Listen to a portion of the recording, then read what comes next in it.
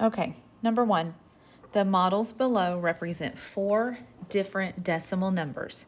Which list shows these decimal numbers in order from, let's see, from least, oh, my pen doesn't want to work, from least to greatest. Make sure you write the decimal numbers next to each model. All right, number 2. At what point on the ruler is the dashed line?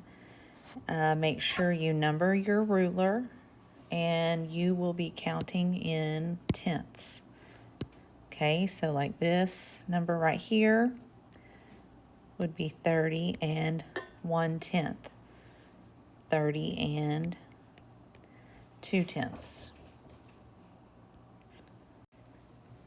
Okay, number 3.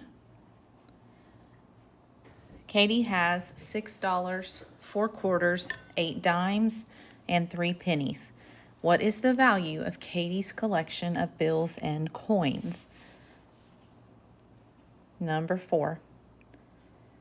How is the following number represented in written notation? A, 104,007,080,009.